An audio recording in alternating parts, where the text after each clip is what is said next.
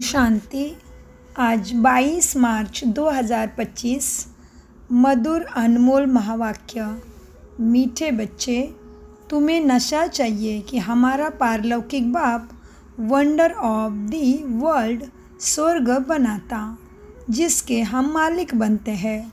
प्रश्न, बाप के संग से तुम्हें क्या क्या प्राप्तियाँ होती है? उत्तर, बाप के संग से हम मुक्ति, जीवन मुक्ति के अधिकारी बन जाते हैं। बाप का संग तार देता है, पार ले जाता है। बाबा हमें अपना बनाकर आस्तिक और त्रिकालदर्शी बना देते हैं। हम रचयिता और रचना के आदि मध्य अंत को जान जाते हैं। गीत चला है, धीरज धर मनवा, तेरे सुख के दिन आयो रे। ओम शांति।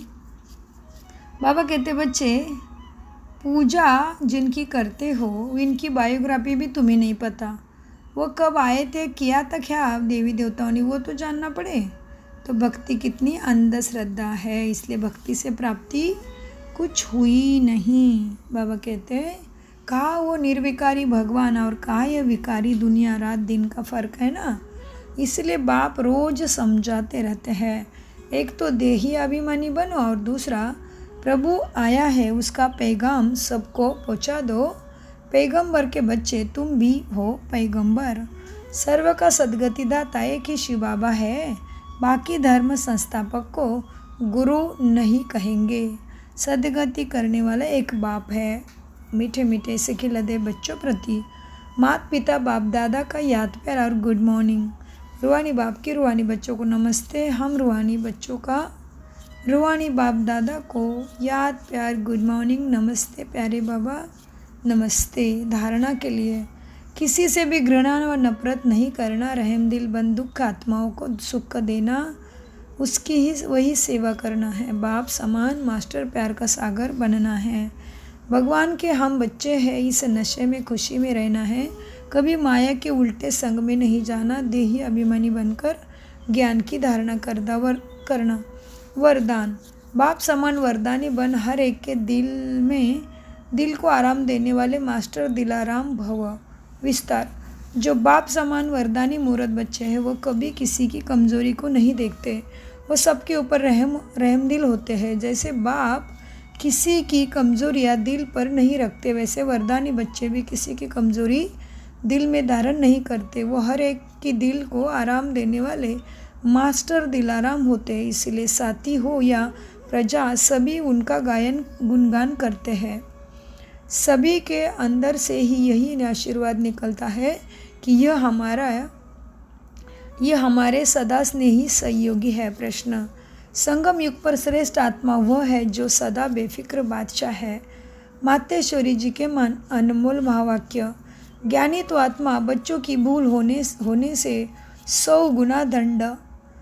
इस अविनाशी ज्ञान यज्ञ में आए साक्षात परमात्मा का हाथ लेकर फिर कारणे अकारणे अगर उनसे विकर्म हो जाता तो उसकी सज़ा बहुत भारी है।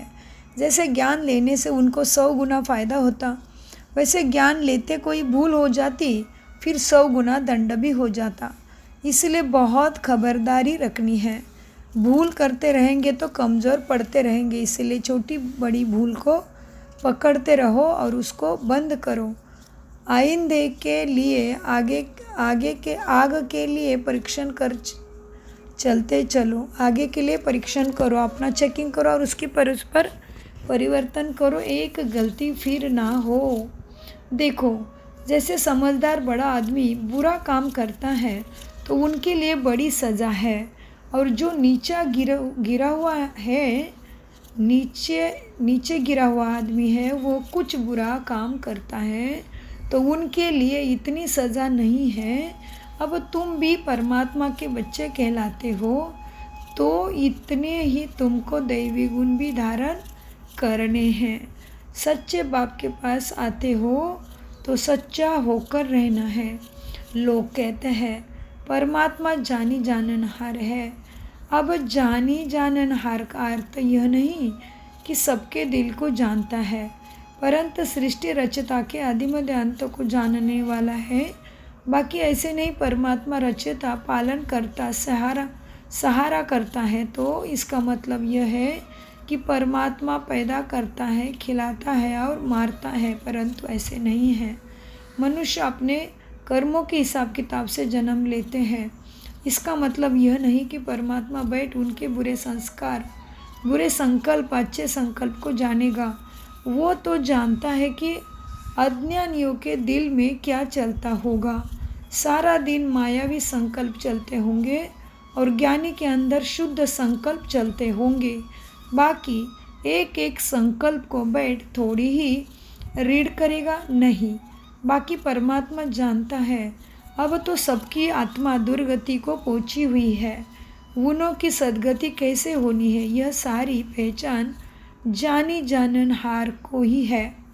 अब मनुष्य जो कर्म भ्रष्ट बने हैं, उनों को श्रेष्ठ कर्म कराना, सिखलाना और उनको कर्म बंध से छुटकारा देना, ये परमात्मा जानता है। परमात्मा कहता है, मुझे रचता और रचना के आदि मध्यांत की ये सारी नॉलेज को मैं जानता हूँ। वह पहचान तो तुम बच्चों को दे रहा है। अब तुम बच्चों को उस बाप की निरंतर याद में रहना है, तभी ही सर्व पापों से मुक्त होंगे, अर्थात अमर लोक में जाएंगे। अब इस जानने को ही जानी जाननहार कहते हैं। अच्छा, ओम शांति। मम्मा की मुरली थी। उसके बाद अव्यक्त इशारे। सत्यता और सभ्यता रूपी कल्चर को अपनाओ। कभी भी सभ्यता को छोड़ करके सत्यता को सिद्ध नहीं करना। सभ्यता की निशानी है निर्माणता। ये निर्माणता निर्माण का कार्य सहज करती है। जब तक निर्माण नहीं बने तब तक क्रिएट भी नहीं कर सकते नई नई चीज़ें। ज्ञान की शक्ति शांति और प्रेम, अज्ञान की शक्ति क्रोध को बहुत अच्छी तरह से संस्कार बना लिया है। क्रोध का बहुत अच्छा संस्कार बना लिया है, क्योंकि ज्ञान को यूज़ नहीं करते। तो बाबा ने कहा अव्यक्त इशारों में, अब तक निर्माण नहीं बने तब तक निर्माण नहीं कर सकते। ज्ञान की शक्ति शांति और प्रेम है। ज्ञान की शक्ति क्या है? शांति और प्रेम।